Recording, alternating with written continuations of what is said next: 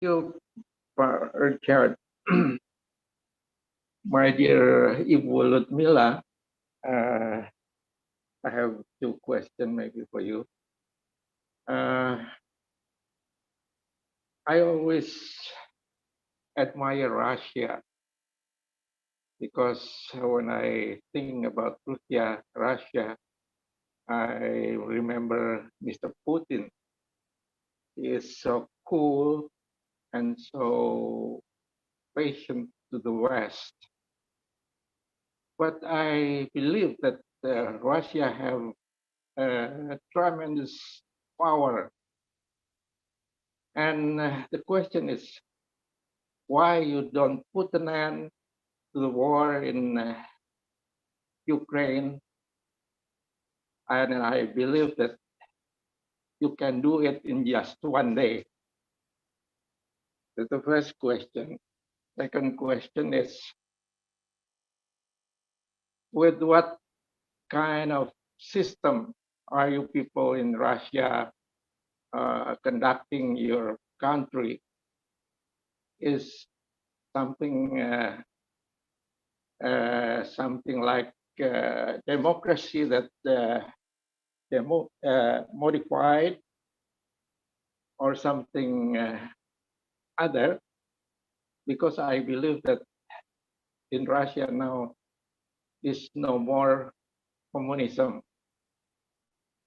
That the second question. Thank you. Thank you so much, Bapa, for your questions and for saying that you admire Russia and President Putin. Why don't we end the war in Ukraine? Bapa, how? How? I'm sure you followed the recent events when Prabowo Subianto proposed the peace plan for Ukraine in Shangri-La dialogue in Singapore. Yes. And I'm sure you're aware of the reaction of Ukrainians. They refused it. Immediately they rejected this plan. Not a second of consideration of even discussing. It may be good, it may be bad, it may be acceptable or not, but at least just take a look at it. Maybe immediate rejection. Also, may I remind you that the party who walked out from the peace negotiations in Istanbul last year was the Ukrainian delegation. And it happened after Boris Johnson, but then Prime Minister of Great Britain, came to Kiev.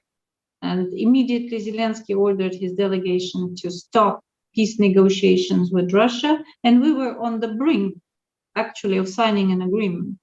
It was already drafted and agreed. Then the Ukrainian delegation just stops the negotiation, and later on, Zelensky signs a decree forbidding any peace dialogue with Russia. So what we see that it's not Ukrainians. It's of course their Western sponsors, because Zelensky is not an independent politician. He's a puppet in the hands of Washington and Brussels. They want to make this conflict last. So there is no intention, we see no intention from the Ukrainian side to end this conflict. And the West is pouring oil into fire by providing the Kiev regime more and more defense equipment and arms. The conflict would have ended long time ago without the help of the West. Not only arms, but intelligence information, satellite systems, instructors from NATO, their American officers, British officers, Polish officers are all there in Ukraine, giving advices, training Ukrainian soldiers and officers, etc., etc. So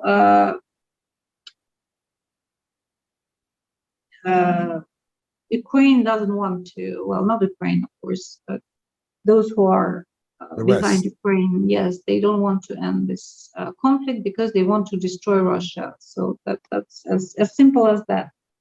On democracy and what system in Russia, as I don't remember who said it, that one of the American presidents, I think maybe Roosevelt or was it Prime Minister Churchill, who said that democracy is very bad, but it's the best thing that mankind came out with so far.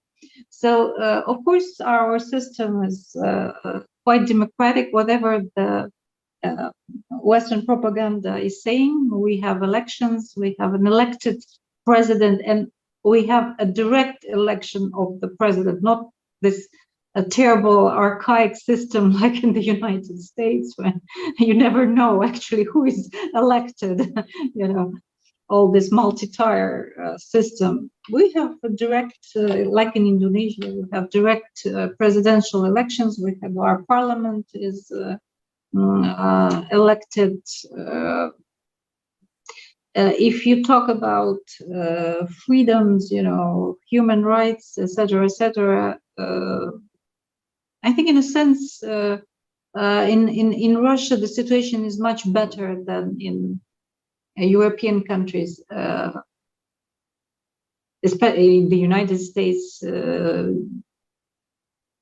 Talking about freedom of press, all Russian media are blocked in Europe or in the United States. No way a Russian news agency can operate in Europe, because of course they are not interested in having alternative sources of information. So don't worry, our system is quite democratic. Of course, you know, in a situation where there is a military operation, of course there is some limitation to what the media can say or cannot say, but open Russian, you know, newspapers or internet, you will see a lot of criticism towards our government and president, but the majority of population is very much supportive of President Putin.